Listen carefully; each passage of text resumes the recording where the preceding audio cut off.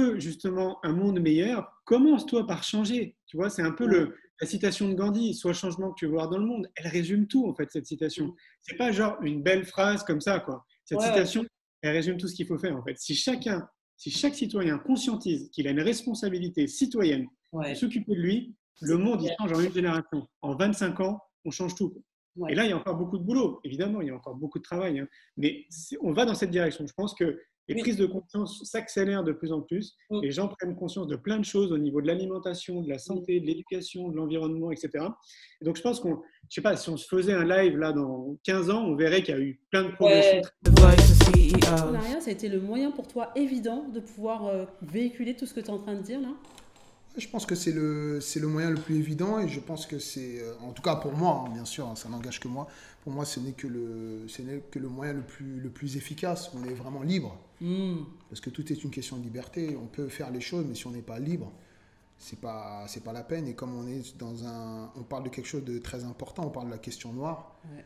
avec ce qui se passe encore aujourd'hui mais finalement ce qui se passe depuis toujours, Exactement. on se rend compte que la vie sans liberté, il n'y a pas de vie en fait. Et donc je pense qu'il faut vraiment être... voilà. Pour moi, l'entrepreneuriat, c'est le moyen d'être le plus libre possible. Que ce soit en mode où c'est l'entrepreneuriat où on galère, que ce soit l'entrepreneuriat qui fonctionne. En fait, l'entrepreneuriat, c'est l'aventure humaine aussi derrière.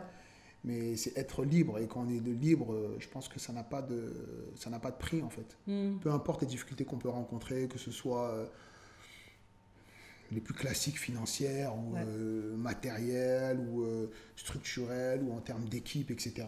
Si on a nos idées et nos rêves, c'est que déjà on est déjà libre. Et si on arrive à les réaliser, c'est qu'on est déjà à la porte de quelque chose de beau quoi, et de puissant. Très franchement, si vous voulez faire un truc, faites. Franchement. Enfin, le truc, la principale chose que moi j'ai retenue depuis qu'on s'est vraiment lancé, l'important c'est de faire. Ouais. Peu importe. Même si c'est mal fait, même si c'est bien fait, l'important c'est de faire. Ouais. C'est ça. Et surtout, aujourd'hui, Allez-y. on a une génération avec tellement d'opportunités pour créer des choses nous-mêmes et pas en attendre d'une entreprise des autres. On peut vraiment s'élever nous-mêmes avec nos projets, nos idées. Et il faut vraiment pas avoir peur, il faut foncer. Quoi, parce qu'il y a tellement d'opportunités aujourd'hui, c'est une chance. Et même pour tout le monde, on disait, voilà, pour toutes les minorités, les femmes...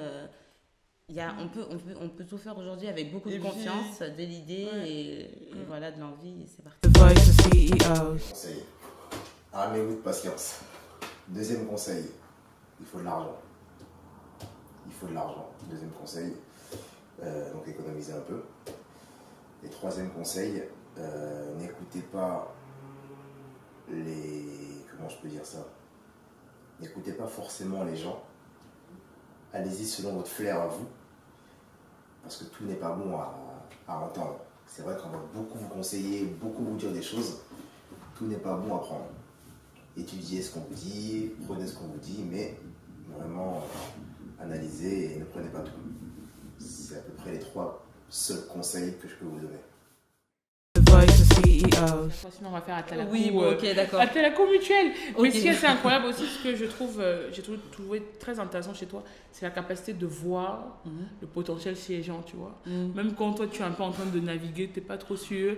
Moi, je suis un peu du genre, si on te dit viens, tu viens, même si tu sens que c'est un peu chaud. Ouais. Et puis dans le feu de l'action, tu vas apprendre, tu vois.